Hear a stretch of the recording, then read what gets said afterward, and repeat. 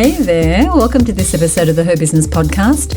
I'm your host, Susie Daphnis, CEO at Her Business, and today I have an inspiring guest joining me. We're diving into a remarkable entrepreneurial journey with Chantel Gilbert of Blue Gum Electrical Solutions, a successful young entrepreneur who, along with her husband Josh, started their business right after their honeymoon from Chantel's childhood bedroom. Today, they're on a mission to reach $10 million in revenue. And what I love about Chantel's story is that it's a testament to the power of strategic vision, embracing your mistakes, seeking external support, but mostly it's a nod to the power of taking action and embracing fearless growth. I first met Chantel in 2017 when she joined our Marketing Success Mastermind program, which is a 12-month marketing program that I run with marketing expert Michelle Falzon. Up until that time, Chantel had been part of our mentoring program and getting the support from a mentor, working with her one-on-one to create the mindset, get the skills, be the sounding board, and help her create the vision and plan to grow her business.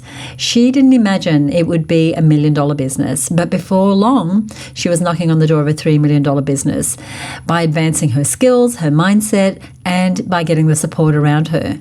She hired team members in strategic roles, and this has helped her stay in the CEO role. Today, as I mentioned, she's got her sights on a $10 million business, and I have every confidence that she'll get there because she's fearless in her approach. She doesn't wait for things to be perfect. She takes massive action. So let's go to this interview with Chantel Gilbert. Hey, Chantel, welcome to the summit. Thanks, Susie. Great to be here. I'm so looking forward to talking about your business growth, which I've been on the sidelines of for the last few years.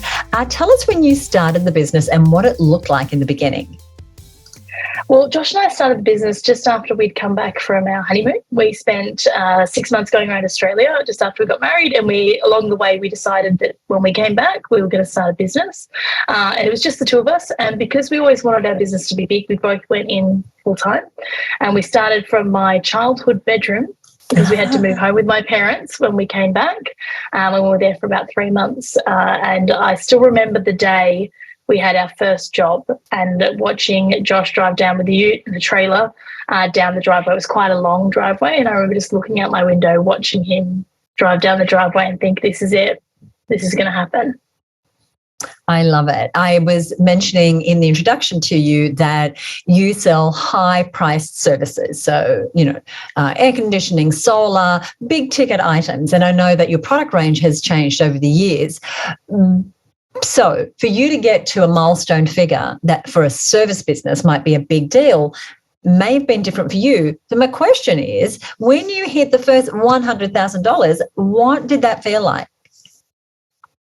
Yeah, I think it was, we'd actually started to make some money and be able to do things. We were fortunate enough when we started that, I still remember the days that we ordered magnets, and it was $500 to order these magnets. And I don't know why I remember it so visually, sitting in my bedroom going, oh, can we, afford to buy these magnets? Now there's something we wouldn't even think about, and, someone else would even order, not me.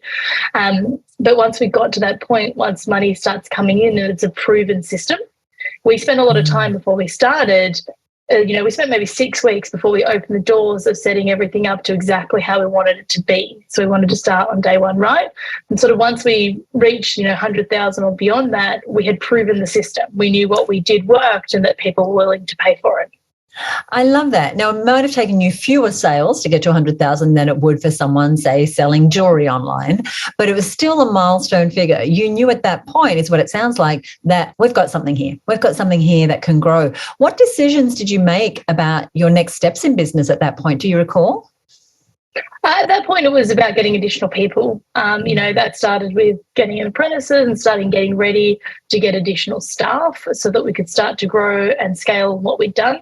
And it was definitely sometimes a 2 steps forward, 1 step backwards approach. But once you have money coming through the door, you've got so many more options than you do on day one. There was another milestone at $330,000, and you realised that something had to shift at that point. What happened then? I think that's the point where I started doing some mentoring, and that's the point where I realised that I had taken the business to where I knew how. The things that I inherently knew from my experience and training that I had had in the past, I'd done all the things that I knew that I could do. I'd gone and done the website, we'd gone and done a little bit of SEO, and we'd set up a certain process that we felt worked. But we was at a point where I knew we wanted to go further, but I didn't know I'd used all of my resources. I was running out of things to do, and I knew we wanted to move forward, but I just didn't know what that looked like and how we were going to get there. And that's the point that we originally joined her business. And I just remember it was at the 330,000. I remember looking at the profit and loss, and that's the point that I started, mentoring and getting further help. That's so interesting, because I had a similar turning point at that amount. Like, we were doing that and we were working really hard, but like you, we had used all the tools in our toolkit, and there were two of us, like you and Josh. And that was the time when we sought different mentorship and support and learning and masterminds and some external input to give us greater capacity. I love that. I love that we have that in parallel. What strategies do you feel have contributed to your growth since then? And we'll talk about what that growth has been, but what 3 strategies do you feel took you from 330, say, to your first million? Well, the first thing was around who I surrounded myself with. And that started with mentoring. I didn't just want someone to give me advice who was a friend of a friend or a parent. I wanted a structured process. I wanted somewhere that I was a paid arrangement and that I could really rely on a sounding board. And that was the start of it. And then I realized that, I didn't want to be talking about these things with family and friends, and I needed to surround myself with other people who'd done what I was trying to do. And that was strategy number 1. So that very early on looked like me going to every council-free workshop there was. And I still remember there was one that I would I was still answering the phone at this point. So I'd have to duck out and find a really quiet corner, and I had my headset, and I'd pretend I was in the office, but I was actually down this hallway somewhere, squatted in the corner trying to take a phone call and details and pretend I was being really professional. And over time, that all came into one place, and everything really changed for me once I became part of the Her Business world. And I didn't have to go to all these 100 different things. I could just get all of the support I needed in the one place. That's around the time I had my first child too. So I didn't have the resources or energy to do that anymore. And it's about the same time I joined the mastermind, and everything sort of really cemented together. And that's the point in which I started to make these business friends and surround myself with people who were far beyond my experience and my years, and it's been the best thing I ever did. You just can't imagine things if you don't have people around you like that. Well, thank you. It's been a joy to be. I know you've got 2 and 3. I just want to say it's just what a joy it's been to see you go through your process. Yes, we are an environment and we offer training and support and mentoring and all those things, but you're driving the bus. You're really clear about what you want to go. And I said to you before we came online, I feel like you're such a visionary. Once you decide you know what you're going for, you then seek to find the people around you that can help you get there. And I think that's really powerful. Now, you did have a second and third strategy that I know you want to share with us. I do. So my second strategy I had was around rinse and repeat. And it took me, I think, 5 years into business to get this one down pat. And it was the idea that once we had something that worked, we did it again. And it's so easy to go, okay, well, there's this great thing, there's this great strategy, we'll try it, it works, okay, let's go find the next thing to do. And it was a real change in strategy for the business, change in mindset that actually, well, what if we just did 1 or 2 things in this particularly for marketing for us, and what if we did them really well and we just got better and better and better at them, and we rinsed and repeated them. And we are now looking to, okay, well, now we know the key services that we offer and what our business is here for. How can we rinse and repeat all of that? And it can be as simple as when we first did our event, which is now a huge part of our business. We did one, it was really successful, and then we didn't do it again for 6 months. And I went, why? I just, looking back, I don't know what we were thinking. But we just weren't clear on, we just kind of tried things. Whereas now we're at a point where, well, we've tried things, we know what works, and now it's about doing them again. And sometimes good business is boring. And I don't know if you've heard that quote, but it makes a big difference. And now we're looking, okay, well, we only offer one product. For example, heat pumps is the service we offer for hot waters. Let's offer one, so we don't have to teach our team how to do 5 different installs. We don't have to price 5 different installs. And yeah, look, the odd job might come along that's not, that someone wants a different brand, and we might have to, let it go because it's not what we offer. But the amount of stress that avoids and the amount of simplicity and scalability that gives our business is so much better. I love that. So scalability comes from simplicity. How about that? We can coin a Yeah, I like that. And the third thing that really changed for us, the moment where we started to stop breaking even and to stop feeling like we're on the treadmill the whole time and just trying to push through, was the moment in which we got a team full of 18 players, the moment in which we resolved team issues that we had, got bad team members out, got good team members in, and that we felt like actually we really trust everybody here greatly and there's no one here that we would replace or try and supersede, and we only want to grow with them. At that point in time was the first time the business started to make a real profit, because we had the right people in place. So it was a really eye-opener that it doesn't matter what, Josh and I did. If we didn't have the team in place, we weren't going to be successful. We weren't going to reach where we wanted to, or, get the right numbers on the page. I want to talk a little more about team and having you as the CEO not having to be doing all the things. And so I want to circle back to that. But you mentioned a moment ago that you had your first child, and I know it wasn't too far after that you had your twins. At the same time, your business has been doubling year on year, if not more, actually. How are you juggling kids and business? How is that working? Well, it's fun. When we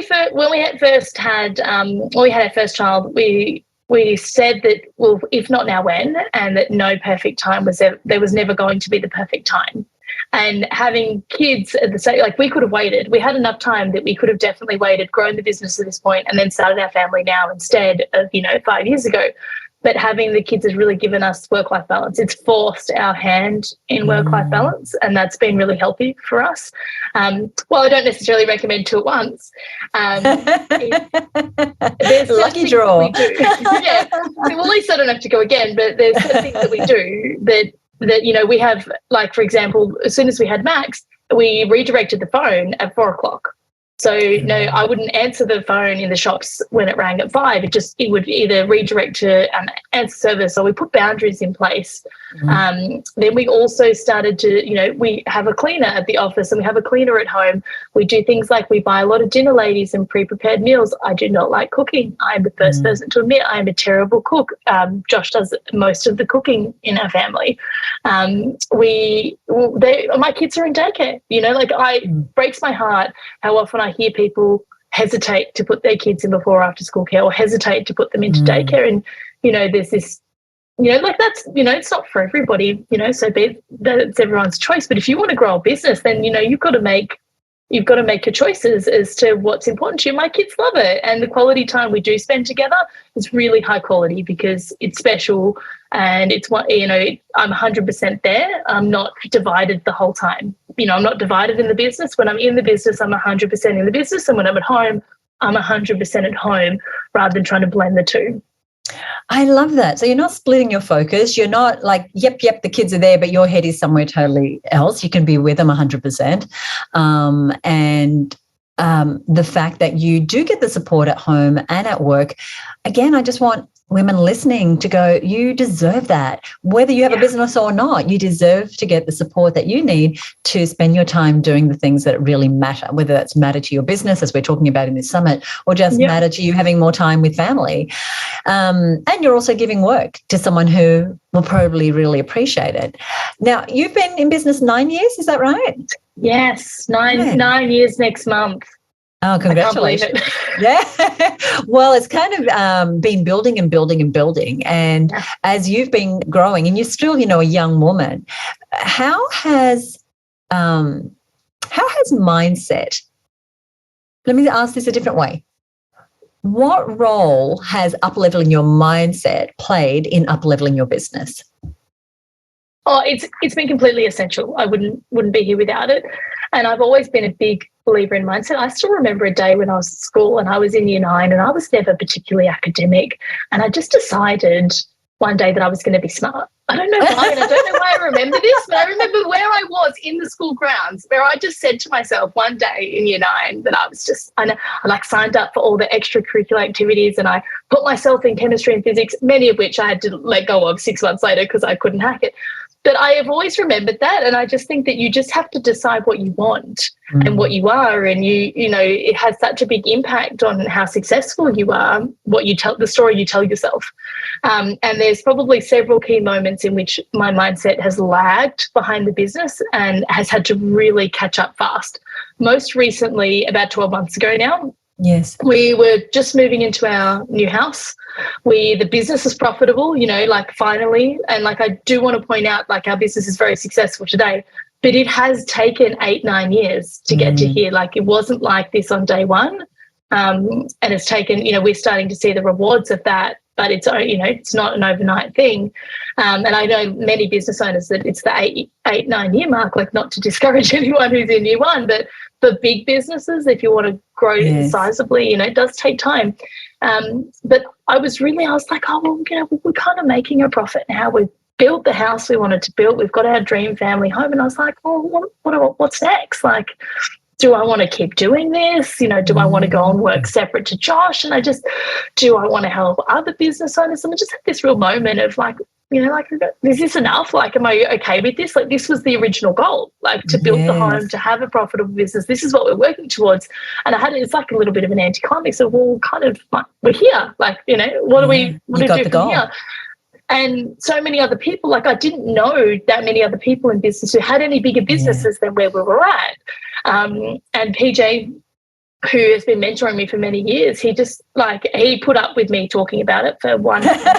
And the second mentoring session, he just sort of said to me, stop thinking about 3 billion and just start working towards 10. You've got this asset, like, grow this asset. Stop thinking about bailing and just get on the boat. Like, that's great advice. I was like, 10 million. I was like, could we really do 10 million? Like, could we really have a $10 million business? And I was like, shit. Why, like, what am I doing? What am I thinking? Like, why am I stopping myself? I had put this ceiling on myself that there was nothing more, and I just wasn't thinking about anything more. I wasn't in an expansive mindset. And when PJ said, I was like, don't I think that's total. I was just like, I just clicked. It was like within 24 hours, I was like, that's it, 10 million's the goal. Let's go. That's so interesting, Chantel. I just waited for someone to show me what was possible. Like, just no one had said you couldn't go beyond this. I was waiting for someone to give me permission to do more, and I shouldn't have been. But thankfully, I had PJ to do that. And then ever since then, we went, right, okay, I know how to, we were about 3 then, like 2 getting to 3 then. Went, right, I know how to get to, I think I can get us to 5. Like, you know, with the resources that we have and then what we're doing now, I can get us to 5. And then since then, I've been like, okay, we've worked out how we're going to get to 10. And now, 12 months later, or I think it's more than 12 months since that moment, I went, right, now I have a really clear plan, and there is no doubt in my mind anymore that we will get to 10. So once you saw that vision and you latched onto it, but, you know, sometimes we'll have a vision, we'll get the goal, and like you said, we think end of game. And we can start to sabotage ourselves at that point. Yeah. I'm going to leave, I'm going to exit, I'm going to do something else. And we make ourselves smaller. And so having that external question is like, well, what about if that? I just love that you've latched onto this, and I can see that you're already on your way. Now, as you are on your way, I know that you're a believer in going slow to go fast. What does that mean? Because it sounds really wise. It's one of my favorite things, and I say it all the time. And I think PJ might have said it to me. I don't know. We've certainly spoken about it. It's the idea of taking the time to work out what you want. And we've seen this time and time again in our business on huge things of just getting really aligned, particularly if you work on business with a partner, whether that's a spouse partner or just a business partner. When the leaders of the business are 100% clear and focused, crystal clear on, okay, this is what we want. It can happen really fast, but it's slow to get to that point. And I'm not talking about doing the work. I'm not talking about keeping the wheels turning. I'm just talking about the mindset shift and the actual definitive decision of, okay, we're going to 10 million. It might have taken us 12 months to come to that. Right. But all of a sudden, we're quickly accelerating towards it because we worked out exactly what we wanted. That's happened to us with warehouse. We wanted to buy a warehouse. We didn't think it was possible, but we just knew that's what we wanted. 12 months later, we bought a warehouse. Or, our latest one at the moment is that we're actually going into a bigger warehouse in 3 to 5 years, and we're very clear on that. And we know that that will happen because we've decided and we're really strong in that that's the way forward. And I just think there's key things in the business that we've just worked out that this is what we want it to look like, or this is what's right for us, even if we don't know how to get there. And I always believe that the universe delivers. And you deliberate, you take time in the designing of the vision and the goal. So you don't just, throw spaghetti against the wall, but then once that's clear, you get on your tracks, and that's when you start accelerating. Yeah. I think of you as someone that's pretty fearless, a real go-getter. Do you get, she laughs, do you fear making mistakes? Because, it's inevitable in the 9 years you've made a few, like we all do. Oh, look, definitely. And it's something that I really work hard on, and particularly I've got a preppy in school this year, and this year I'm more aware than ever before of how conditioned we are throughout school, that, the success at the end of school is about who can make the least number of mistakes. And that makes a terrible business owner. Whoever is best at the end of school, whoever is on top at the end of school is the person who makes the least amount of mistakes. And I'm just so aware of teaching my kids as they go into the school system that, as Max is learning to read, that making mistakes is the whole point. And he said to me the other day, I made a mistake and I got upset about it. I don't even know what it was. I think I had to start again on cooking or something, a terrible cook, as I mentioned. And he said, it's okay, Mummy, mistakes are really good. Oh, good for him. I was like, right. It's working, not when I need it to, but it's working.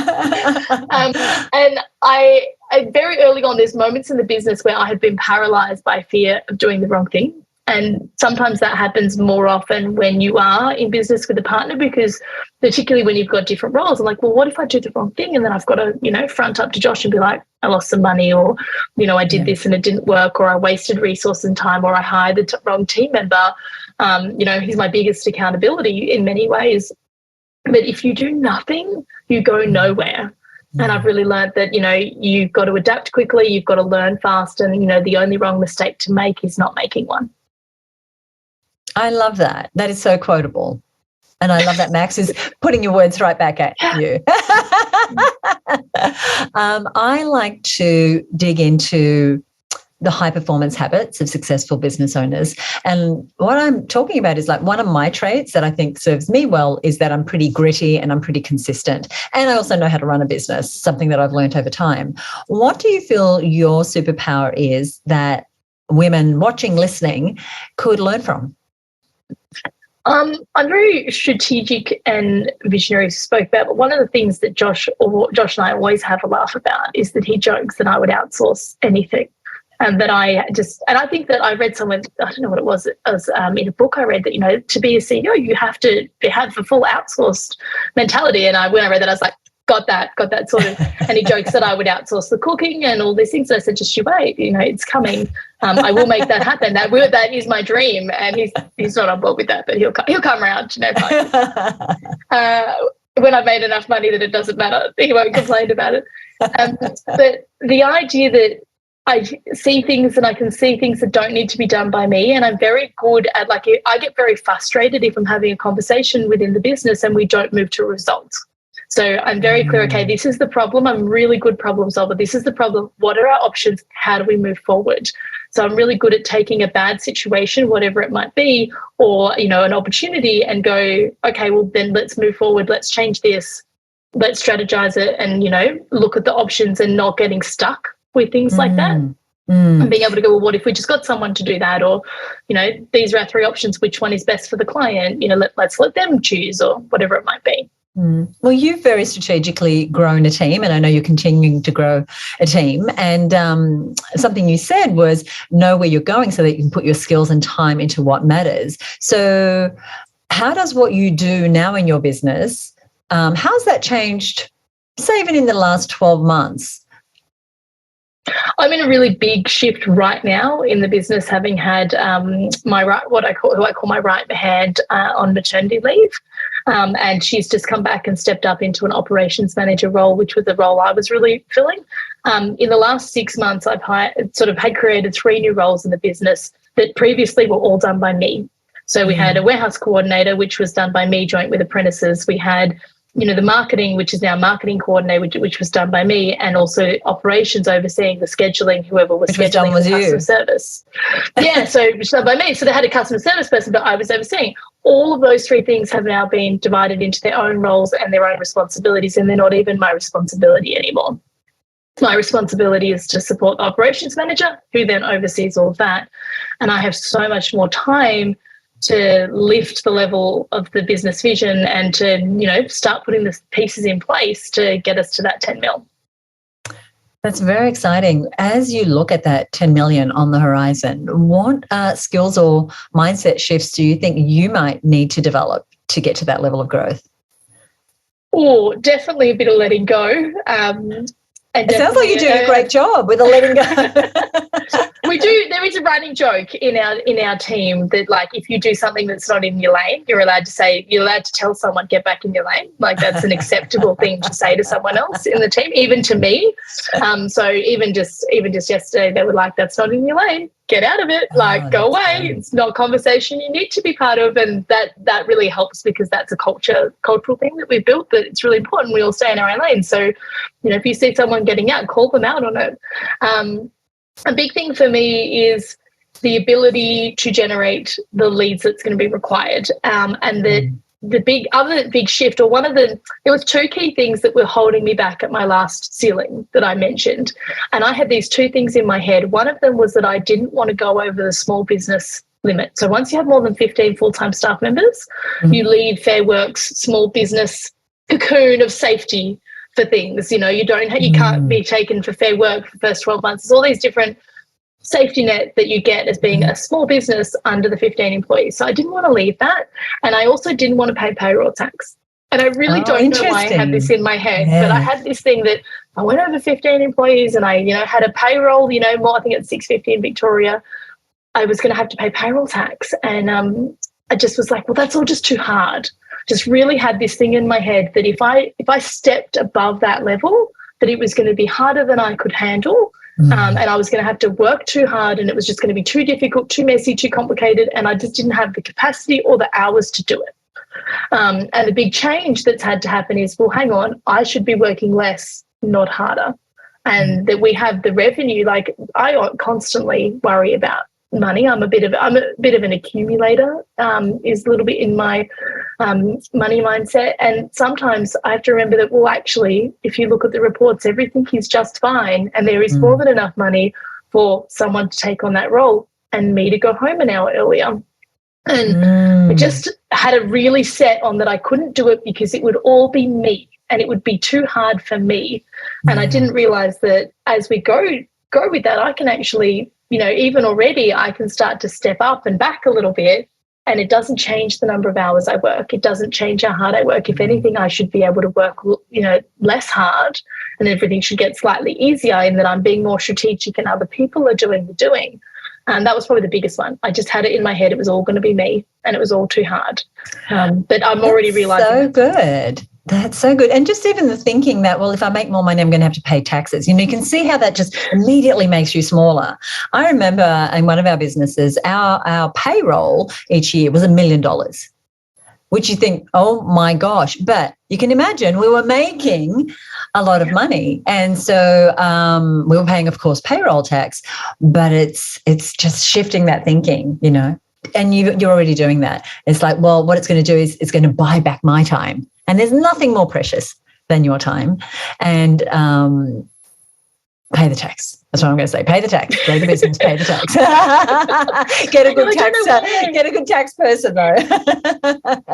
It was a weird thing. Like, I had seen it somewhere and I knew it was coming, and it was just really affecting my mindset. Something so small and so weird, like insignificant to the big picture, had just got into my head. I love it. Now, you've mentioned mentoring. I know that you're an avid learner. What else do you do to keep yourself on track and making progress? I listen to audiobooks every day when I drive to work, constantly. And I just think it's a waste of time not to. I'm like a real efficiency. I like things to be efficient. So if I'm driving, I need to make the most of that time. It's only 15, 20-minute drive, but, that gets me through an audiobook or two a month. There are the odd day where I'll go, I just want silence today, but I never listen to the radio. I might listen to a few favourite songs if I'm needing a bit of a mood boost, but I'm not interested in having that outward marketing or somebody else feeding my brain. So when I really want to be in control of what's coming in, joining the Her Business Mastermind, is something that I credit to changing my business. And, every time you ask me if I'm renewing, I just say I'm on auto, like just put me on auto. You do. You literally do. I'm on ordering you. Just charge my card. But just don't ask me. Like, you don't need to ask me. Like, I'll tell you if I want out, but I don't expect it. It's just do it. Just charge. And that's been an ever-evolving, I think it's been nearly 6-7 years now. And when I first decided to join the mastermind was when I was having Max. I was pregnant with Max, so not the ideal time for most people.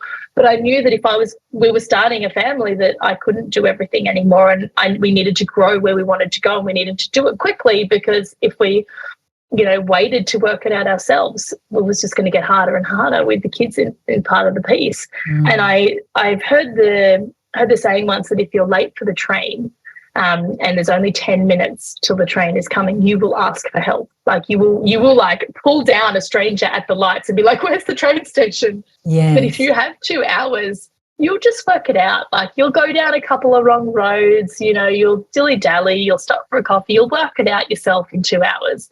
But if you only have 10 minutes and another train is not coming, you ask. Even if you are embarrassed, even if you don't know them, you will ask. Anyone will. So joining the mastermind, joining the mastermind was me asking, to get there faster. I didn't want to wait the 2 hours. I wanted to. If there's another train coming, I need to get on this train. Yeah. And that was part of having kids. I didn't have the time to wait. We had the decision to have kids. We were fortunate to, be very quick turnaround from once we decided to have kids to, getting pregnant. And it was like, shit, we've got to really do something here to get where we want to go. And that was mastermind for me. And it can be the smallest of things.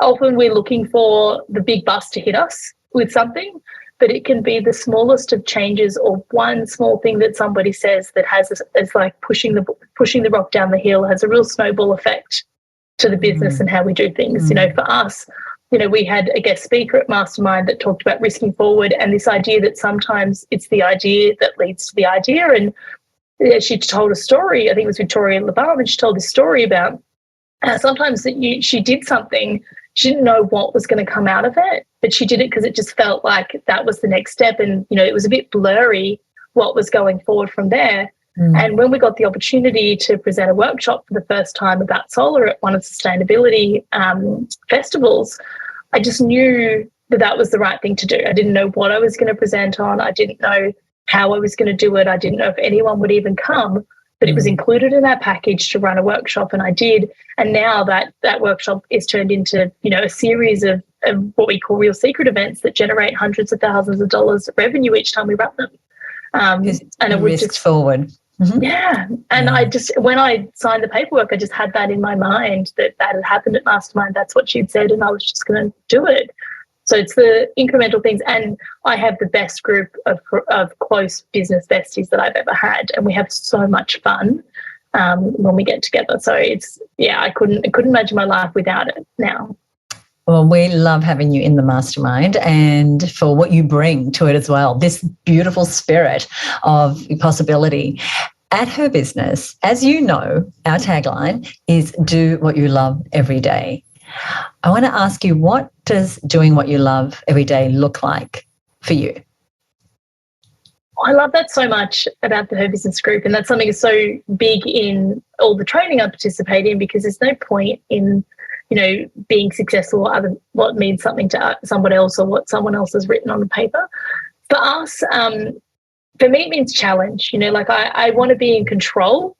I want to be able, today I chose to work from home because we were talking, and I had a boardroom meeting earlier and didn't have to tell anyone I was doing that. It doesn't matter. No one's going to call me and say, why are you not at the office? Because it's my ship to steer. It also means being able to take opportunities when they come. So as I said, my superhero is the superpower is being strategic and the visionary. which means that I need an open playing field. And I don't want to be told what to do by anybody. I want to make my own rules, and just to have to solve problems and to keep everything moving forward and to be able to constantly make things better than what they are now brings me a great sense of joy and a real kick. And when we run the campaigns and when we present, I love that so much. Like, that is my zone of genius. That is my happy place, is presenting and sharing on what we offer. And who would have thought that, being married to a tradie and being in a trades business, I would get to run events and present and help people have more sustainable homes and better solutions on such a scale. I feel really privileged that that's been a way I could bring in my skill set to the company, and it's been a great ride. Well, my happy place is having this wonderful conversation with you. I want to thank you so much for being a part of our summit this year. I'm so excited to showcase your story. Oh, thank you so much, Susie. It's such a pleasure to be here. I hope you got some great insights from this interview. Our Her Business Network members got early access to this interview, and I just loved what they had to say. I'm going to share some of that over on our show notes page. Now, I love what Chantel said. She said, stop thinking about bailing and get on the boat. This was advice she got. She said, I was waiting for someone to give me permission to do more, and I shouldn't have been. So if you're listening and you feel like you're waiting for someone to give you permission, consider it granted, just like Chantel's mentor granted it to her. I find that too. I sometimes feel like I'm seeking permission to take the next step, especially if it's a scary one. And that's just usually fear speaking. That's why my connection network, the people I bring around me, are so important to my growth. Now, Chantel brings mentors and peers and her mastermind around her to keep her thinking in check while she also upskills herself. I loved this interview, and I hope you did too. That brings us to the end of this episode, and I hope that this inspiring journey has given you some valuable lessons on scaling a business, embracing mistakes, and the power of surrounding yourself with the right people. Remember, it is about working smarter, not harder, and we heard Chantel say how she's bringing on team around her. And I know just in conversation with her last week, after this interview, she said how she's just so committed to letting go more and more so that she can stay in that CEO role. So thank you so much for joining us today. If you want to learn more about the Marketing Success Mastermind program, the Her Business Network, or our mentoring, I'm going to put the details over on our show notes page. You'll find that over at herbusiness.com/238. This is episode 238, so it's herbusiness.com/238. If you're new to the show, be sure to subscribe. That way you'll get every new episode as it comes along. You'll also be able to access over 230 additional episodes that we've been recording over the last few years, giving you lots and lots of strategies, both from me and from the incredible guests I bring along. And if you enjoyed this episode, do me a favor and head to Apple Podcasts and give us a rating or review. I would so appreciate that. Join me next time right here on the Her Business Podcast. Bye for now.